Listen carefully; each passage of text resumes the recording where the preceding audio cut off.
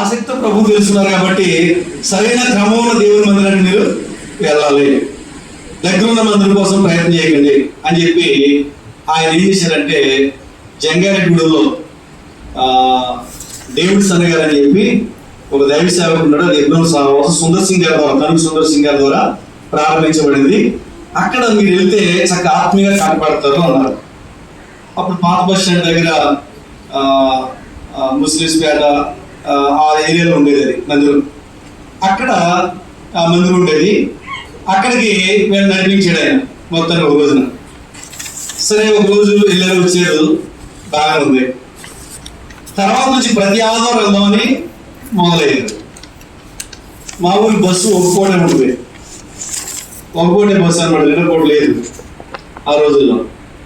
సరే ఇప్పుడు వీళ్ళందరూ కూడా జంగారెడ్డి రావాలంటే నడిచి రావాలి అంతే. వీళ్ళు ప్రతి ఆదివారం నడిచి వెళ్ళిపోవాలి మందిరానికి అని ఈ నలుగురు మొట్టమొదటి ప్రారంభించారు. సరే మొత్తానికి నలుగురు జంగారెడ్డి మందిరానికి వచ్చారు, వాక్యం విన్నారు. ఆ రోజుల్లో ఆరాధన ఎలా ఉండేదంటే ఉదయం 9:30కి ప్రారంభిస్తే సాయంత్రం 5 అయ్యేది.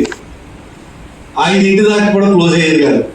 అప్పుడు తర్వాత నడుచుకుంటూ మళ్ళీ బయలుదేరి వస్తే పొదుగుపోయేది. అంత కష్టంలో తిరిగి వచ్చేవాడు. ఈ ముగ్గురు సిస్టర్లు వాళ్ళ కుటుంబాలలో భర్తలు ఏమనలే, ఎందుకంటే వారికి చెప్పారు, వాళ్ళు కూడా విన్నారు. సరే వాళ్ళు కూడా సరేలే ప్రభు నమ్ముకున్నారు, దేవుడి మాట విన్నారు, మంచిదే కదని వాళ్ళు ఏమనలేదు. కానీ మా నాన్న కూడా కాదు, ఎందుకంటే ఉండేదేమో కర్ణ గారు అయినా బ్రాహ్మణ్స్ అయినా మంచి విగ్రహాలను తీసే వ్యక్తుల దగ్గర ఉండడంలో మా నాన్న కూడా ఏ జీన్స్. కాబట్టి ఏం చేయాలంటే మనమేంటి, మనం పూజలు చేయాలి, మనం వ్రతాలు చేయాలి, కాబట్టి మనం వెళ్ళడానికి వీల్లేదు అని చెప్పి గట్టిగా ఆటంకి పెట్టేవాడు. ఎందుకంటే మా అమ్మమ్మ అంకాలమ్మ దేవత పూర్వకం వచ్చేది కుటుంబంలో. కానీ మా అమ్మ పేరు తులసమ్మని పేరు పెట్టారు. తులసుకోవటం ఉండే తెల్లలు ఎగితే బుద్ధులు వేసి మడిగట్టుకోవడం, తులసుకోవడం చుట్టూ తిరగడం, పూజలు చేయడం, ఇదే దినకరం ఈ ప్రతిరోజు చేసేటువంటి క్రమం అనమాట. అది ఇలాగ వాళ్ళు చేసేవాళ్ళు కాబట్టి ఇప్పుడు దాన్ని మానేసి మందిరానికి వెళ్ళడం అనేది జీర్ణించుకోలేకపోతుంది మా నాన్న. దాంతో మా నాన్న వార్నింగ్ ఇచ్చాడు మా అమ్మకి, నువ్వు కానీ మందిరానికి వెళ్ళావంటే నీ చర్మూల చేత జాగ్రత్త అని. నేను అనుకున్నాను చిన్నపిల్లవాడిని, మా అమ్మాయికి వెళ్ళదు మందిరానికి అనుకున్నాను. కానీ ఆధారం ఇచ్చేటప్పటికి మా నాన్న డ్యూటీకి వెళ్ళిపోయాడు, నలుగురు కలిసి మళ్ళీ మందిరానికి. నేను చిన్నపిల్లవాడు కాబట్టి నన్ను ఎత్తుకుని నడుచుకుంటా దాదాపు 10 కిలోమీటర్లు ఉంటుంది మా ఊరు జంగారెడ్డి. ఈ 10 కిలోమీటర్లు ఎత్తుకుని అలాగ ప్రయాసపడి మందిరానికి వచ్చేది. సాయంత్రం తిరిగి వచ్చిన తర్వాత మా నాన్న నా మాట వినుకుంటూ వెళ్ళిపోయని చెప్పి కర్ర తీసుకుని చెత్త కొట్టేసాడు. ఎలా కొట్టాడంటే పుట్టిన ప్రతి చోట చర్మలు వేసిపోయి రక్తాలు వచ్చేసినాయి. అంత గట్టిగా కొట్టాడు, అసలు వెళ్ళడానికి లేదని చెప్పి. మేము అనుకున్నాం చిన్నపిల్లలు కట్టి మా అమ్మకి మా నాన్నకి 3 సంతానం, మా అన్నయ్య, మా అక్క, నేను చిన్నవాడిని. కానీ నేను అనుకున్నానంటే చిన్నపిల్లలు ఉండే 3 అడ్డాలతో సరే మా నాన్న ఆగేవాడు కాదు, చాలా తీవ్రంగా కొట్టేవాడు. కొడితే మా అమ్మాయికి మానేతకి వెళ్ళదని మేము అనుకునేవాడు. మళ్ళీ ఆదివారం వచ్చేటప్పటికి గాయాలు వచ్చి తగ్గుముఖం పట్టి మళ్ళీ వెళ్ళిపోయింది. ఇలాగా ప్రతి ఆదివారం తన్నులు తింటే సంవత్సరం పాటు వెళ్ళిందండి మా అమ్మ. ప్రతి ఆదివారం ఏ వారం కూడా విరామం లేకుండా ప్రతి వారం తన్నులు తినుకుంటా సంవత్సరం పాటు మందిరానికి వెళ్ళింది. ఎంత కొట్టినా సరే మానట్లేదు, అసలు ఆ దేవుడు ఏమో చూద్దాం చెప్పి ఒక రోజున మా అమ్మని వెళ్ళి మా నాన్న వెనకాల వచ్చాడు. వచ్చి మందిలో రాలేదు, రోడ్డు మీద నిలబడి సాయంకాలం 5 అయ్యేదాకా రోడ్డు మీద విన్నాడు. విన్నదాకా మరి దేవుడు ఏం మాట్లాడాడు ఆయనతో నాకు తెలియదు. కానీ ఆ రోజు నుంచి మళ్ళీ మా అమ్మకి తెలియకుండా ఇంటికి వచ్చేసాడు. తర్వాత చెప్పాడు, తర్వాత నేను వచ్చాను ఇలా విన్నానని. ఇంటికి వచ్చేసాడు. ఆ తర్వాత నుంచి ఏమనేవాడు కాదు, మొత్తానికి సైలెంట్ అయిపోయాడు. మా ఊరికి పాస్టర్ గారు వచ్చేవాళ్ళు, దేవసేన గారు, ఆయనే మొట్టమొదటిగా తిరుమలపురంకి వచ్చిన దైవ సేవకుడు. ఆయన వచ్చి సువార్త చెప్పేవాడు, సంఘాన్ని కట్టారు, అలా నడిపిస్తూ ఉండేవాడు. అయితే ఆ రోజు మైకి మాత్రం వచ్చేవాడు కదా ఆయన, ఎందుకంటే మా నాన్న కుదురుడుగా ఉండేవాడు అనమాట. సరే మొత్తానికి కొంచెం సైలెంట్ అయింది ఇంట్లో వాతావరణం. మా అమ్మ నెమ్మదించి చక్కగా మందిరానికి వెళ్ళి వస్తున్నాం, బాగా తీసుకెళ్తా ఉన్నారు. ఒక రోజున మా అమ్మ బాప్తీసాలకు పేరు ఇచ్చింది, బాప్తీసాలు తీసుకోవాలి. ఆ రోజున బాప్తీసాలకి బయలుదేరి వెళ్ళినప్పుడు ఏమైందంటే మా పిన్ని ఒక ఆవిడ మా ఊరు వచ్చింది, మా అమ్మ చెల్లి వచ్చి తను నేను బస్సుకి వెళ్తాను కదా, చిన్నపిల్లడికి టికెట్ ఉండదు కదా, నేను జంగాన్ని దింపేస్తాను కాబట్టి బస్సు ఎక్కించుకెళ్ళిపోతే మీరు తర్వాత వెళ్ళిపోండి అంది. మా పిన్ని నన్ను బస్సు ఎక్కించుకుని తీసుకెళ్తా ఉంది. వీళ్ళేమో అడదాన్ని నడుచుకుంటూ వెళ్ళిపోయేవాడు జంగాడు. వాళ్ళ దూరం తర్వాత వాడు టికెట్ అడిగాడు, కండక్టర్ గారు ఊరుకోడు కదా, చిన్నపిల్లడు అండి అని చెప్తుంది. 3 సంవత్సరాలు చెప్తే నమ్ముతారా? 5 సంవత్సరాలు వచ్చి 3 సంవత్సరాలు నమ్ముతారు. టికెట్ తీయాలన్నారు. అలాగే టికెట్ లేవాలి, అది దింపేది చెప్పి వాడు దింపేసాడు. ఇప్పుడు నేను దిగి నడుచుకుంటే ఇంటికి వెళ్ళాను అనుకోండి, తర్వాత ఏం జరుగుతుంది? మా అమ్మ మా నాన్న చెదకొడతాడు. ఎందుకంటే ఇప్పుడు మానేసాడు, పిల్లలు నాకు ఎందుకు వదిలేవు అని చెప్పి చెదకొడతాడు. కాబట్టి నేను వెనక్కి వెళ్తే మా నాన్న కొడతాడే మా అమ్మ అని చెప్పి ఈ అన్నదాన్ని నాకు తెలుసు కాదని చెప్పి నేను నడుచుకుంటే సగం దూరం వెళ్ళిపోయాను. సగం దూరం వెళ్ళిన తర్వాత ఇక దారి తెలియట్లేదు నాకు. దారి తెలియక ఇక నేను ఏడుస్తూ ఉంటే అప్పుడు ఆ మేకలు కాసుకుని ఒక ఆయన చూసి సరాసరి తీసుకుని మా నాన్నగారు చెప్పాడు. ఇక మా నాన్న ఇంటికాడ కూర్చొని గల్ల పట్టుకుని రాని చెప్తానని చెప్పి సాయంకాలం వచ్చిన బాప్తిజం తీసి ఇంటికి వచ్చింది తండ్రులు ఉన్నారమ్మ. ఇలాగా మా నాన్న చాలా కఠినంగా ఉండేటవాడు. ఆ తర్వాత రోజుల్లో మొత్తానికి ప్రార్థన అయినాడు, చేయబడి ప్రార్థన దేవుడు ఆలకించాడు. కానీ మా నాన్న కూడా ఒక రోజు మందిరానికి వచ్చాడు, దాన్ని కూడా దేవుడు వాక్యం విన్నాడు, మారనాడు. మా నాన్న సోరేలు పేరు తీసి ఇస్రాయేల్ పెట్టారు. తర్వాత మా అమ్మ తులసమ్మని తీసేసి లేయాని పెట్టారు. మొత్తానికి ప్రభువులు కట్టబడ్డాం. తర్వాత కొంతకాలం అయిన తర్వాత రక్షించబడినటువంటి దినాలు కాబట్టి ఆ రోజుల్లో ఎక్కువగా మీటింగ్స్కి తణుకు బెరాకి వెళ్ళేవాడు. ఇక్కడ నుంచి తణుకు బెరాకి తీసుకెళ్ళి అక్కడ సుందర్ సింగ్ గారు అక్కడ సేవ చేసేవాళ్ళు అనమాట. ఎక్కువ మీటింగ్స్ అక్కడికి వెళ్ళేవాడు. తర్వాత హైదరాబాద్ ఎబ్రోన్లో పరిశుద్ధ సమాజ గుడి జరిగితే కొత్తగా వీళ్ళు కూడా ఇక్కడ నుంచి వెళ్ళాలని ఆసక్తితో వెళ్ళేవాడు అనమాట. ఆ రోజుల్లో మా తిరుమలపురం నుంచి కొంతమంది బయలుదేరి వెళ్ళారు ఎక్కడికి, హైదరాబాద్. ఈ పరిశుద్ధ సమాజ గుడికి వెళ్ళారు. సాధారణంగా ఆ రోజుల్లో పెద్దగా ఎవరి దగ్గర డబ్బులు ఉండేవి కాదు. ఏదైనా ఊరు వెళ్ళాలంటే రానుకోని ఛార్జీలు చూసుకుంటే వాళ్ళు వెళ్ళిపోయేవారు అనమాట. అలాగే వీళ్ళు సిద్ధపడి వెళ్ళారు. వెళ్ళిన తర్వాత అక్కడ మీటింగ్లో కూర్చున్నారు, అంత బాగా రోజంతా బాగా జరిగింది. 2వ రోజు వచ్చినప్పటికి ఏమైందంటే సడన్ గా నాకును మా పక్కింటి ఆవిడ చెప్పాను కదా రాయలమ్మ గారిని, వారి కుమార్తెకి ఇద్దరికి పొంగు చూపించి ఎప్పుడైతే జ్వరం వచ్చేసింది అప్పటికప్పుడు సడన్ గా పొక్కులు వచ్చేసి టెంపరేచర్ చూస్తే అసలు చేయి పట్టుకుంటే కాలిపోయేంత దారుణంగా అయిపోయింది. వీళ్ళేం చేస్తున్నారు, ఇప్పుడు ఇంత తీవ్రంగా వచ్చేస్తే హాస్పిటల్ తీసుకెళ్లి సిటీలో చూపించాలని మన దగ్గర డబ్బులు ఎక్కడ ఉన్నాయి.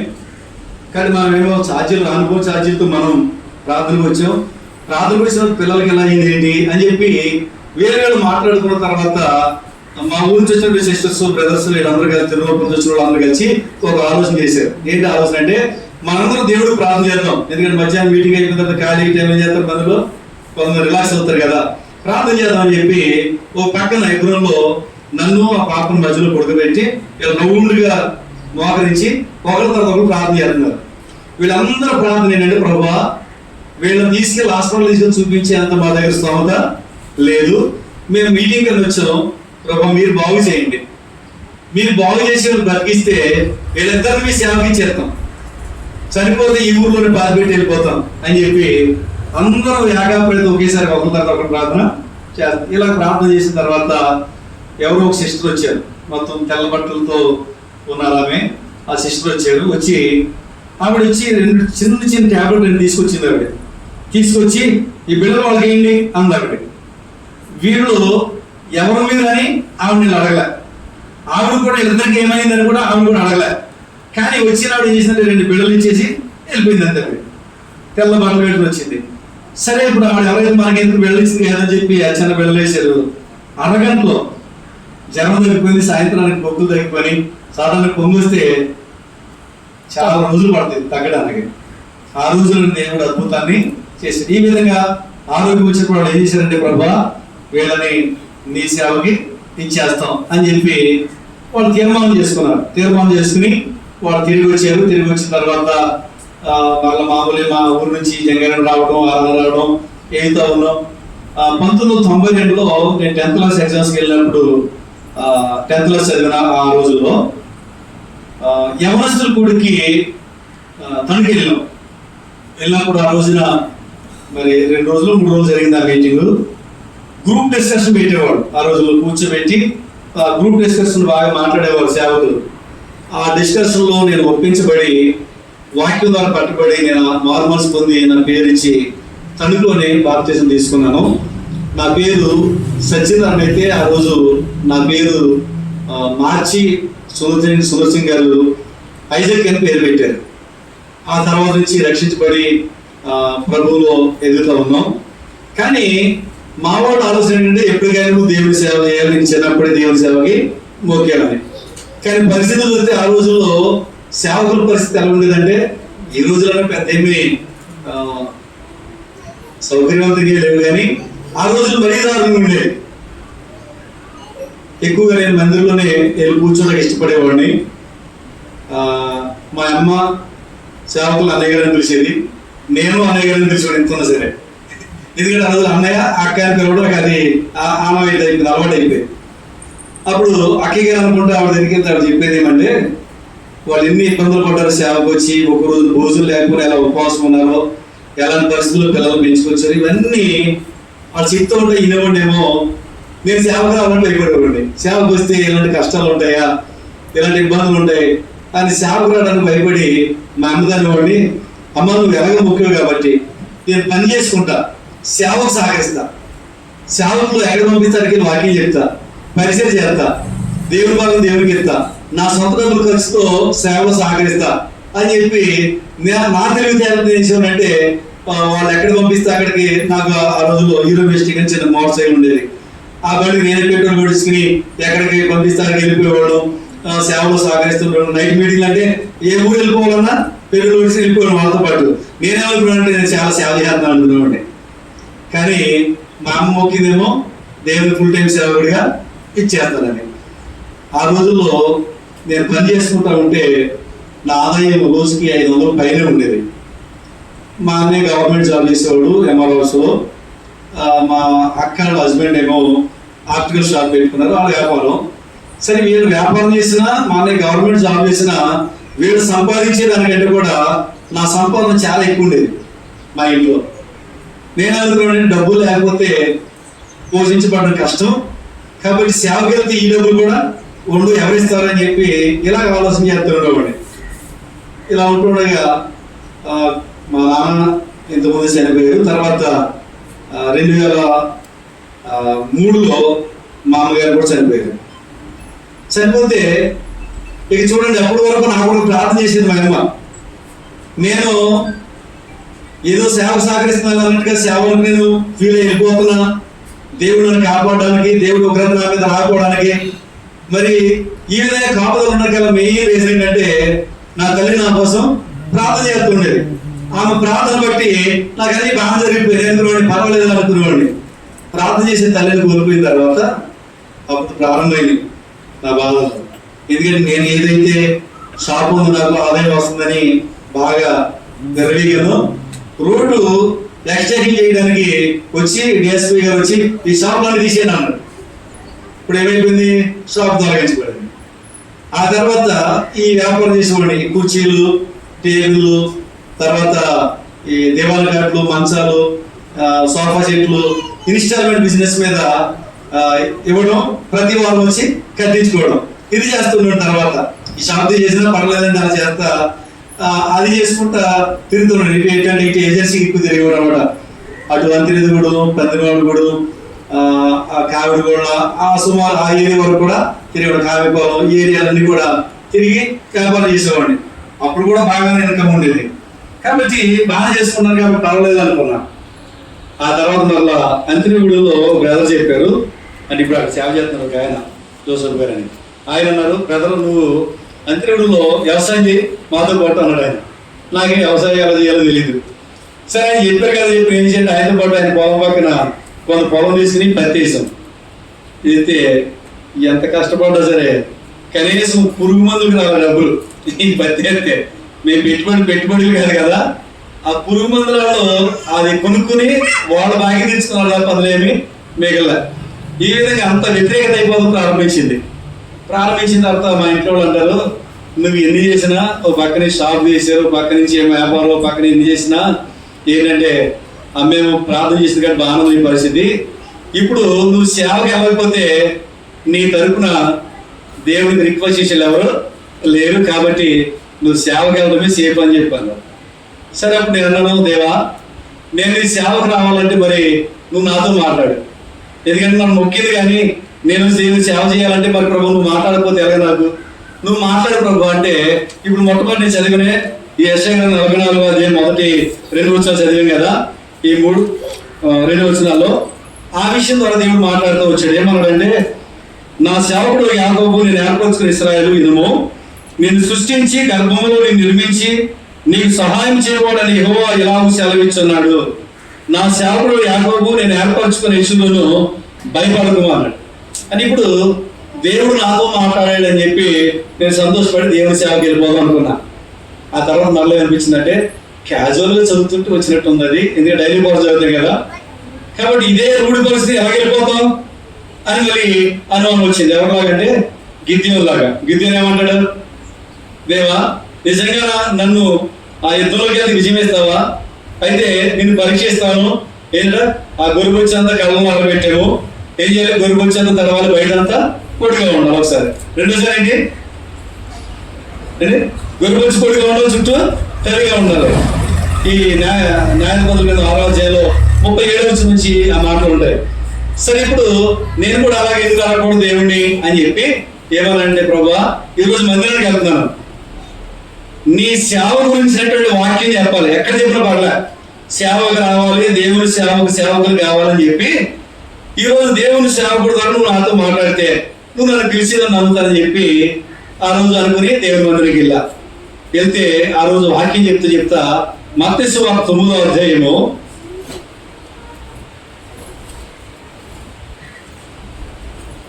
37వ వచనం నుండి, కోట విస్తారమే గాని పనివారు కొద్దిగా ఉన్నారు గనుక తన కోటకు పనివారిని పంపమని కోట యజమానిని వేరుకురుడని తన శిష్యులతో చెప్పాను. కాబట్టి ఇక్కడ మనం చూస్తా ఉన్నాం, ఏమన్నా కోట విస్తారమే పనివారు కొద్దిగా ఉన్నారు కాబట్టి దేవుని సేవకులు కావాలని చెప్పి ఆ రోజున సేవకుడు మాట్లాడడం ప్రారంభించిన తర్వాత నేను అనుకున్నాను, లేదా అనుకోని సరే నీ వాక్యం చెప్తానేమో మళ్ళీ, ఎందుకంటే మనుషులు బలహీనం కదా, కాబట్టి నేను అలా అనుకోకపోతే ఈయన ఆ వాక్యం సిద్ధపడినప్పుడు ఆ వాక్యం చెబుతున్నామో ఇదే కరెక్ట్ అని ఎలా అనుకోవాలని మళ్ళీ అనుకున్నా.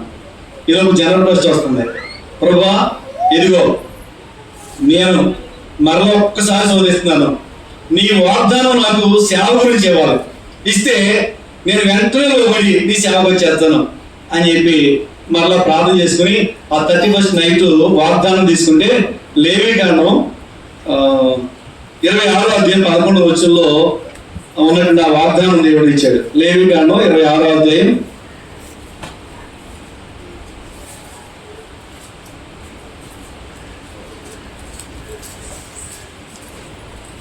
11వ వచనం, నా మందిరమును మీ మధ్య ఉంచెదను, మీ యందు నా మనస్సు అసహ్యపడదు, నేను మీ మధ్య నడిచెదను, మీకు దేవుడైందును, మీరు నాకు ప్రజలైందురు.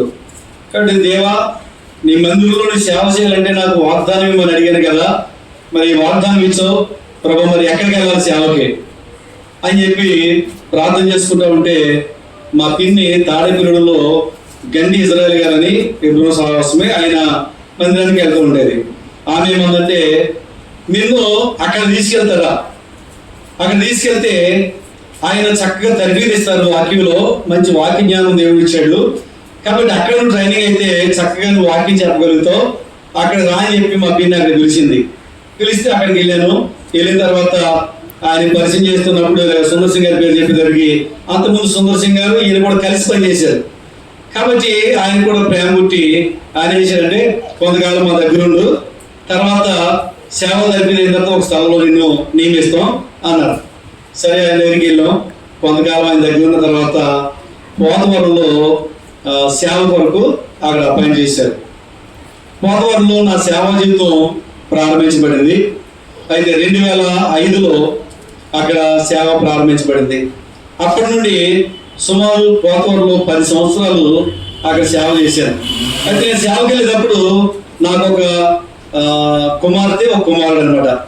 చిన్నపిల్ల ఇద్దరు, వాళ్ళిద్దరు తీసుకుని సేవకి వెళ్ళిన తర్వాత ఏం జరిగిందంటే కొంతకాలం అయ్యేటప్పటికి జంగారెడ్డిలో ఉన్న సహోదరులు, ఇప్పుడు అందరూ సేవ చేస్తానని చెప్పిన కదా జోసెఫ్ గారు అని, ఆయన కొంతమంది ఏం చేశారంటే నా దగ్గరికి వచ్చి బ్రదరు మరి మేము వేరైపోయాం, మేము వేరే మందిరాలకు వెళ్తున్నాం, మాకు ఎవరు లేరు ఇక్కడ, మీరు వస్తారా అని అడిగారు. నేను జంగా నుంచి ఇక్కడికి వచ్చేసాను, నన్ను పోతవరం వేసారు, ఇక్కడ సేవ చేస్తున్నాను కాబట్టి నేను రాలేదు అని చెప్పంటే మా అబ్బాయి పెళ్లి చేయాలని చెప్పన్నారు. అప్పుడు గణేశ్వర గారు వారి అబ్బాయిని పరిచయం చేస్తే ఆయన వచ్చి పెళ్లి చేశారు. పెళ్లి చేసిన తర్వాత ఆయన అడిగేవాడు, మా ఊళ్ళో ప్రారంభించండి, మేము కొద్దిమంది ఉన్నామని. ప్రారంభించమంటే ఆయన వేసారంటే సరే ప్రార్థన చేసి చెప్తానని చెప్పి వాళ్ళు ప్రారంభించారు. ప్రారంభించిన తర్వాత ఈయనేమన్నారంటే, ఇదిగో ఈ ఐజాక్ని పంపించిన మా దగ్గర పరిచయకి, మా ప్రాంతం ఒకటి కదా అని చెప్పి అడిగారు. అడిగితే ఆయన వేసారంటే సరే ప్రార్థన చేసి ఈయనే పంపిస్తానని చెప్పి పంపించారు. పంపించిన తర్వాత చిన్నగా సంఘం కట్టబడింది. ఒక 10-15 మందిగా ప్రారంభించబడ్డాం. తర్వాత అలాగా సంఘం విస్తరిస్తూ ఉంది. ఒక స్థలం తీసుకున్నాం. ఈ స్థలం తీసుకునేటప్పటికి గణేశ్వర గారు అబ్బాయి ఏమన్నారంటే, మీ ఊరు జంగారెడ్డి కదా, మాతో కలిసి పని చేస్తున్నావు, నువ్వేం చేస్తావంటే నువ్వే స్థలం కొనుక్కుని మందిరం కట్టుకో అన్నాడు. అదేంటండి అన్న, లేదు మాకు ప్రారంభించాం కానీ ఎందుకో మాకు అంత భారం రావట్లే, నువ్వు చేసుకో అక్కడ సేవ, పోతవరం విషయంలో మాతో కలిసి ఉండు, అది నువ్వు చేసుకో అని చెప్పి ఆయన అన్నారు. సరే ప్రార్థన చేసుకున్నాం, ప్రారంభించాం, స్థలం తీసుకున్నాం, సంఘస్థులు సహకరించారు. అక్కడ ఒక తాటాకి పాక వేసాం ప్రారంభంలో. వేసి 2007లో డాంగనగర్ అనే ఆ ప్రాంతంలో సేవ అక్కడ ప్రారంభించాం. కరెక్ట్గా 2008లో మా అమ్మాయికి మెదడువాపు డెంగ్యూ జ్వరం వచ్చింది. నేను ఇక్కడ మందిరంపల్లిలో ఉన్నాను, అక్కడేమో పోతవరంలో జ్వరంతో ఉంది. ఫోన్ చేసి ఆరోగ్య డాక్టర్ గారు చెప్తూ ఉంటే వాళ్ళు వెళ్ళారు, వైద్యం చేస్తూ ఉన్నారు. కానీ ఆ రోజుల్లో డెంగ్యూ జ్వరం అనేది అదే ప్రారంభం అంట. అప్పుడు దాకా డెంగ్యూ జ్వరం అనేదే లేదు. కాబట్టి అన్ని టెస్టులు చేయించాం, కానీ అసలైంది తెలియట్లే. తర్వాత తాడిపల్లి తీసుకెళ్ళాం, అక్కడ హాస్పిటల్లో కొన్ని రోజులు పెట్టాం. అక్కడ కూడా ఉపయోగం లేక వాళ్ళు వేసేస్తే రాజమండ్రి తీసుకెళ్ళిపోండి అన్నారు. రాజమండ్రి తీసుకెళ్ళిన తర్వాత టెస్ట్ చేసేది మెదడువాపు అన్నారు. ఈ లోపల రాజమండ్రిలో సరైన వైద్యానికి వెళ్ళామని చెప్పి డాక్టర్ గారి దగ్గరికి తేలి కొడికించేదానికి పాప చనిపోయింది. ఇప్పుడు చూడండి, మా బంధువులు, మా స్నేహితులు, ప్రభు నమ్మనులు అందరూ ఒకేసారి వ్యతిరేకమైపోయారు. ఆఖరి మా అత్తగారు చూద్దగా ఏసుకుని నమ్ముకున్నావు, సేవ అన్నావు, వెళ్ళు, ఏది సంపాదించు, పిల్లలు బాగొట్టుకున్నా అని చెప్పి తిరుగుబాటు చేసినట్లుగా మాట్లాడడం ప్రారంభించారు. సరే, చాలా దుఃఖమే. ప్రార్థన చేసుకున్నాను. ఆ భార్యకి అయితే డిప్రెషన్లోకి వెళ్ళిపోయింది. దాదాపు 3 రోజులు మామూలు మనిషి డిప్రెషన్లో ఉంది, పిచ్చి చేస్తా. సరే, ఏదేమైనా వాక్యం చదువుకోండి. యోబు గ్రంథం దేవుడు జ్ఞాపకం తీసుకొచ్చాడు. యోబు ఒక మాట అంటాడు, యెహోవా ఇచ్చెను, యెహోవా తీసుకున్నాను. కాబట్టి నేను ఆ యొక్క మాటను బట్టి ఆదరించబడిన తర్వాత సంఘ బిడ్డలందరూ కూడా మన పిల్లలే. ఒక పిల్ల దేవుని దగ్గర ఉంది, కానీ సంఘ బిడ్డలందరూ మన పిల్లలే. కాబట్టి దేవుడు ఏం తక్కువేమీ చేయడు. ఉన్న కుమారుడిని ఆ రోజు తీర్మానం చేసుకున్నా, ప్రభా మిగిలిన కుమారుడు, ఈ కుమారుడిని సేవ చేస్తానని ఆ రోజునే ఆ బిడ్డ కోసం కూడా ప్రార్థన చేసుకున్నాం. దేవుని తప్పును బట్టి ఆ విధంగా పోతవరంలో జంగాడిలో కూడా చూసుకుంటా ఉండగా తర్వాత చక్కగా మందిరం కట్టబడింది. మందిరం జంగాడిలో తర్వాత పిల్లల చదువు కోసం జంగాడి షిఫ్ట్ ఇక్కడ బాబు చదివించుకోవడం జరిగింది. ఈ విధంగా జంగాడిలో డాంగనగర్లో ఉంటూ ప్రభు యొక్క సేవ చేస్తూ ఉన్నాం. సేవ అంటే నేను ఏంటి విషయం అయితే భయపడుతూ వచ్చాను, నేను కష్టాలు ఉంటాయని భయపడుతూ వచ్చానో అవన్నీ ఎదుర్కొంటూనే వచ్చాను. ఎందుకంటే సేవలో కష్టాలు లేకుండా సులువు అనేది ఉండదు. వెళ్ళగానే గణేశ్వర గారు మాట చెప్పారు, కలెక్టర్ గారి ఉద్యోగం గొప్పదా, సేవ గొప్పదా అన్నాడు. చాలా మంది ఏమన్నారంటే ఉద్యోగం గొప్పది కదండి అన్నారు కొంతమంది సేవ గొప్పది అన్నారు. అప్పుడు ఆయన ఆన్సర్ చెప్తున్నారు, కలెక్టర్ గారి జాబ్ కంటే కూడా దేవుని సేవే గొప్పదే అన్నారు. కానీ ఉద్యోగం ఉన్న సుఖం సేవలో ఉండదు. అన్ని కష్టాలు సేవలోనే ఉంటాయి, కానీ దీన్ని మించిన గొప్పది మరొకటి బహుమానం దేవుడి దగ్గర ఉంటుంది. కాబట్టి ఆ విధంగా వారు చెప్పినటువంటి దేవుని యొక్క మాటలు చాలా బలపరిచి ప్రభు యొక్క సేవలో కొనసాగుతూ ఉన్నాం. ఆ విధంగా దేవుడు సంఘం కట్టబడింది. మరి నాకు ఉన్నది ఒక కుమారుడు కాబట్టి మా కొరకు, కుటుంబం కొరకు, సంఘ పరిచయం కూడా కొరకు ప్రార్థన చేయండి. అయితే మా ఊరిలో సంఘాన్ని నడిపించేట్టు మాస్టర్ అని చెప్పాను కదా, ఆయన పేరు చిన్నప్పుడు నాకు తెలియలేదు, కానీ తర్వాత నేను తెలిసింది ఏంటంటే సుందరబాబు మాస్టర్ అని చెప్పి పోతేపల్లిలో ఆయన చేస్తూ అక్కడ సంఘాలు పెట్టి ఒంగోలు జాన్ సుబ్బారెడ్డి గారితో ఆయన కలిసి ఉన్నారు. ఆయన ఇప్పుడు లేరు, నేను తెలుసుకుంటే ఆయన కూడా లేదు. చిన్నప్పుడు అవుతుందో మాస్టర్ అని తెలుసు కానీ ఇది తెలియదు. ఏదేమైనా మా ఊరు మొట్టమొదటిగా అడుగుపెట్టింది డేవిడ్ సన్ గారు. ఆయన మమ్మల్ని అందరినీ కూడా చక్కగా దైవ భక్తిలో ఆయన నిలబెట్టాడు. కాబట్టి ఈరోజు ఎన్ని ఆటుపోట్లు వచ్చినా ప్రభువులో మేము నిలబడగలుగుతున్నాం, ప్రభు కోసం జీవించగలుగుతా ఉన్నాం. ఆ విధంగా ప్రభు యొక్క సేవలో ఎన్ని కష్టాలు వచ్చినా ప్రభు మాకు సహాయపడుతూ వచ్చాడు. ఈ రోజున ఆ రోజున పడ్డాన్న బాధలు ఈరోజు మాకు లేవు. అయినా కానీ దేవుడి సహాయాన్ని ఎప్పటికప్పుడు పొందుకుంటూ వస్తూ ఉన్నాం. మరి కొన్ని నష్టాలు పొందుకున్నారు కదా అనుకుంటారేమో. నష్టాలు ఎందుకు వచ్చినా దేవుడు ఖచ్చితంగా కీడనకు మేలు అనేది ఉంచుతాడు ఆయన. కాబట్టి ఆయన విశ్వాసంతో నమ్మకంగా ప్రభు సేవలో ముందుకెళ్తూ ఉన్నాం. కాబట్టి నా కోసం, నా భార్య కోసం, నా కుమారుడు కోసం, నేను చేస్తున్న సేవ కోసం మీరు ప్రార్థన చేయాలని కోరుతున్నాను. ఇంకో గొప్ప సంగతి ఏంటంటే మా తల్లి ఒకటి ప్రభు నమ్ముకుందని చెప్పారు కదా. అంటే మా ఊర్లోకి చాలా మంది ఇప్పుడు ఆ ఊరు చాలా సంఘాలు వచ్చేసినాయి. అయితే మా కుటుంబాల గురించి మీకు జ్ఞాపకం చేస్తున్నాను. మా యొక్క అమ్మ యొక్క చెల్లెలు ఉన్నారు 5. ఈ రోజున వాళ్ళు కూడా ప్రభువుని నమ్ముకున్నారు. విగ్రహాలే వాళ్ళు ప్రభులోకి వచ్చారు.